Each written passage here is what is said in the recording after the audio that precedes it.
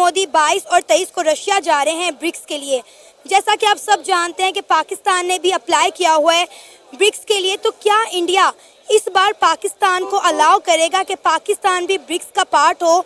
जून में जब चाइना ने ब्रिक्स को होस्ट किया था तो चाइना ने पाकिस्तान को इनवाइट किया था, लेकिन इंडिया ने वीटो कर दिया था, ये कहकर कि वो मुल्क जो हमारे मुल्क में आके दहशतगर्दी करे, हमारे लोगों को मारे, हम ऐसे लोगों के साथ एक टेबल पर नहीं बैठ सकते।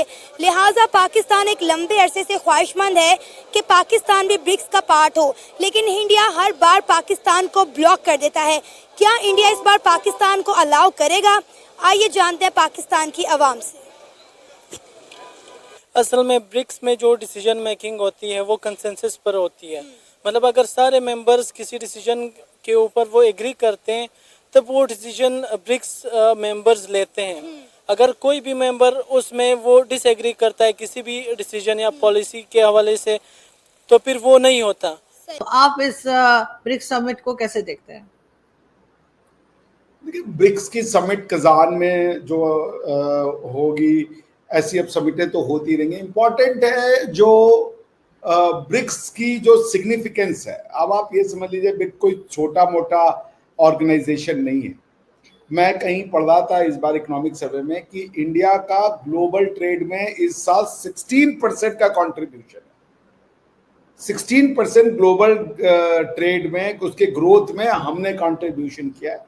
तो जो हमारी हिस्टोरिकल पहचान थी वर्ल्ड ट्रेड में, ग्लोबल ट्रेड में, जो हमने अचीव किया था, वो धीरे धीरे we are destined towards that.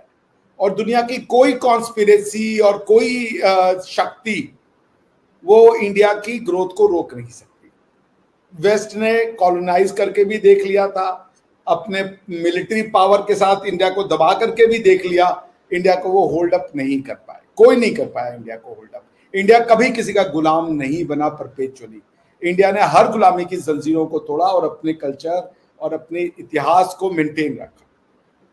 और हम ये बात जानते हैं कि इंडिया की सपोर्ट के बगैर जो है पाकिस्तान में डेवलपमेंट नहीं हो सकती। पाकिस्तान मौशी लिहाज से बेहतर नहीं हो सकता, बल्कि हमारी ना ईरान के साथ बनती है, ना हमारी अफगानिस्तान के साथ बनती है। जी बिल्कुल। इंडिया पाकिस्तान का ईस्टर्न नेबर है और एक one of the largest emerging economies में से है ग्लोबल साउथ में। तो अगर पाकिस्तान ने जियो इकोनॉमिकली डेवलप करना है तो ट्रेड रूट्स को डेवलप करना है, एनर्जी और दूसरे हवाले से डेवलप करना है, तो इस बात के लिए पाकिस्तान का इंडिया के साथ कोऑपरेट करना और अपने मसाइल और डिस्प्यूट्स को, चाहे वो वाटर के बेसिस पर हो, टेरिटरी के बेसिस पर हो, कश्मीर का इशू हो और दूसरे टेररिज्म रिलेटेड इश्यूज़ हो, हाइब्रिड वारफेयर के हवाले से जितने भी इश्यूज़ हो, तो उन इश्यूज़ को रिजोल्व करना बहुत ज़रूरी है। जब इंडिया ने 370-35 रिवोक किया, तब से जो दुनिया के अंदर पाकिस्तान बड़ी कोशिश कर रहा था, इस आलम इस्लाम में कोशिश कर रहा था, तो टर्किश प्रेसिडेंट हमेशा डिस्कस किया करते थे, लेकिन यूएन जनरल असेंबली में उन्होंने डिस्कस नहीं किया। यही वजह सुनने में आ रही है कि भारत के वज़ीर आज़म नरेंद्र मोदी जो हैं वो मुलाकात करेंगे रजब तैयब एर्दोगान से कजान के अंदर, रशिया के अंदर, जहां पे G20 की मुलाकात हो रही है। आपको पता है प्राइम मिनिस्टर नरेंद्र मोदी 22 और 23 को रशिया जा रहे हैं ब्रिक्स के लिए। क्या लगता है वो इस दफ़ा पाकिस्तान को अलाउ करेंगे कि पाकिस्तान भी ब्रिक्स का पार्ट हो, क्योंकि इंडिया ने हमेशा पाकिस्तान को ब्लॉक किया है? इसका आपको सबको पता है, जो इंडिया से हमारा रिलेशन है सबसे बड़ा जो है वो रिलीजन पे, इस्लाम को वो नहीं करते एक्सेप्ट। इसी तरह मेरा तो यही ख्याल है कि बहुत मुश्किल है इसकी। आपको बताया कि इस्लाम को एक्सेप्ट नहीं करते। उन्होंने कहा इनका यही मेन ऑब्जेक्टिव है कि ये जो इस्लाम है और ये, तो वो सारा उनका जो है प्रोपेगेंडा। आपको अगर मैं जानकारी दूं कि न्यू डेवलपमेंट बैंक के नाम से ब्रिक्स एक बैंक चलाता है, ठीक है ना, और ये इस्टेब्लिश किया गया था कंबाइंड ब्रिक्स कंट्री के द्वारा। ये 24% ग्लोबल जीडीपी का, जो आईएमएफ की आज के डेट में धाक है कि भाई आपको लोन लेना है तो आईएमएफ के पास जाना पड़ेगा, ब्रिक्स का जो न्यू डेवलपमेंट बैंक है ये वो कंट्रीब्यूशन कर सकता है, ठीक है ना। सो अब ये 2012 में इसको सोचा गया था और ये इंडिया में ही सोचा गया था, इसको न्यू दिल्ली में, और 2015 से ये ऑपरेशन में भी आ गया ब्रिक्स का जो बैंक है, जिसको कि हम लोग कहते हैं न्यू डेवलपमेंट बैंक ये। और बाय द वे इसकी जो हेडक्वार्टर है वो शंघाई में है, रीजनल ऑफिस है साउथ अफ्रीका एंड ब्राजील में। और इसके जो पहले वो थे प्रेसिडेंट मिस्टर केवी कामत, जो एनडीबी के पहले प्रेसिडेंट थे, उन्होंने 2015 से 2020 तक इस पोजीशन को वो किया था, उस पर बैठे हुए थे वो।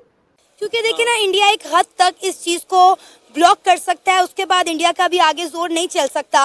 लेकिन अब आप देखें ना कि लास्ट ईयर जब जून में चाइना ने पाकिस्तान को इनवाइट किया था, क्योंकि चाइना ब्रिक्स को होस्ट कर रहा था, तब इंडिया ने वीटो कर दिया था ये कह के कि वो मुल्क जो दहशतगर्दी करे, हमारे मुल्क में आके हमारे लोगों को घुस के मारे, हम उनके साथ एक टेबल पर नहीं बैठ सकते। तो क्या अब आपको लगता है कि इंडिया का स्टांस पाकिस्तान को लेकर बदल सकता है? इंडिया का स्टांस काफ़ी मतलब वो एक स्टेगनेंट है, मतलब वो एक रेजिस्टेंट स्टांस है।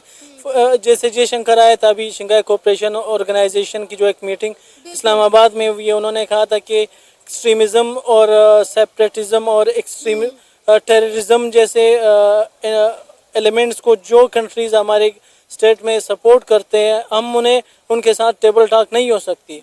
तो इंडिया की पोजीशन जो है वो बड़ी क्लियर होती जा रही है। ऊपर से सबसे बढ़ के जो चीज़ है कि टर्की ने ब्रिक्स की मेंबरशिप के लिए अप्लाई किया हुआ। जब ब्रिक्स की मेंबरशिप के लिए अप्लाई किया हुआ है तो वहाँ पे आप एंटी इंडिया लगे रहेंगे तो जाहिर बात है इंडियंस तो उससे खुश नहीं होंगे। आपको पता है जो ब्रिक्स के जो फाउंडिंग मेंबर्स हैं, Brazil, Russia, India, China and south Africa, उन्होंने इसको एक्सपैंड करने का फैसला किया। So that is why Egypt, Ethiopia, Iran, United Arab Emirates and I think Saudi Arabia is also part of that. अब देखें ये जो कज़ान के अंदर 22 से 24 अक्टूबर को हो रही है। एक तो आपको पता है, मैं कॉन्टीन्यूसली आपको इस चीज़ बता रहा हूँ कि प्राइम मिनिस्टर मोदी जानबूझ के deliberately Chinese led initiative in shape of SCO को डिस्करेज करते हैं, इग्नोर करते हैं, डाउन प्ले करते हैं, ताकि वो वेस्ट को ये तासर दे सकें जिसे वो कहते हैं ना कि हम जनाब हम चाइना के खिलाफ हैं और आप हमारे साथ खड़े हों, हम आपके साथ खड़े हैं।